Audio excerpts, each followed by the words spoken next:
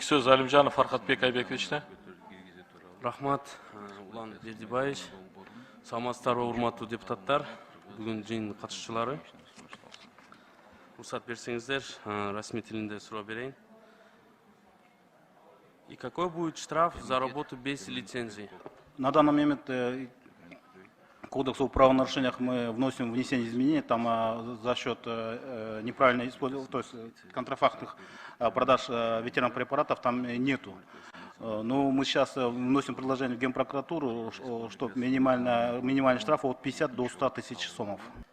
А здесь из каких расчетов получилось, что для физических лиц стоимость будет 500, а для юридических 1000 сомов? Мне кажется, вы старый кодекс.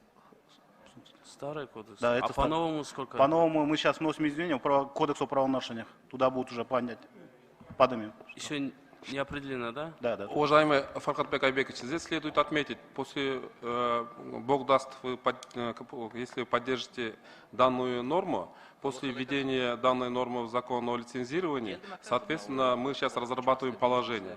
Данное положение будет, конечно, согласовываться с Министерством административными ведомствами, соответственно, потом будет утверждаться Кабинетом министров.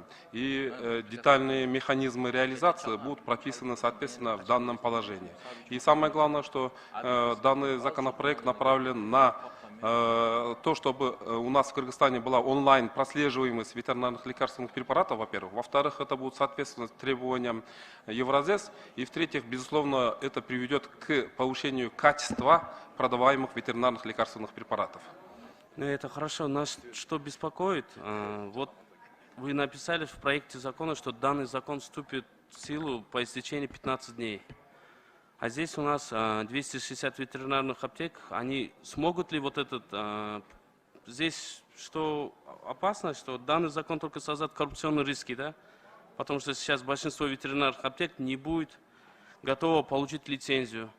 А штрафы там огромные. А это значит, что аптеки будут договариваться с Минсельхозом, да? Есть такие риски, как бы. Уважаемый Фархатбек Айбекович, следует отметить, что никто ни с кем договариваться не будет, потому что все это будет происходить в эволюционном развитии, потому что, соответственно, закон обратной силы не имеет. Соответственно, после того, как куда бьется закон, если вы поддержите, после подписания президентом данного закона, то, соответственно, нам и будет разработано положение. И согласно данному положению, соответственно, эти аптеки будут и дальше функционировать, но уже согласно новым требованиям этого положения. И уже качество сохранения ветеринарных лекарственных препаратов в аптеках, качество хранения, также распространение, качество привозимой продукции и так далее и тому подобное, все это будет четко отрегулировано уже новым положением, которое будет утверждаться постановлением Кабинета министров.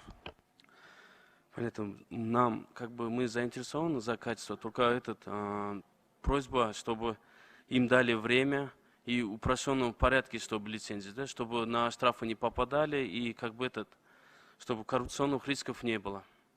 Фархатбек Айбекович, обязательно будет переходное время, и, соответственно, в положении будут переходные положения. Огромное спасибо, мы учтем ваши пожелания. Понятно.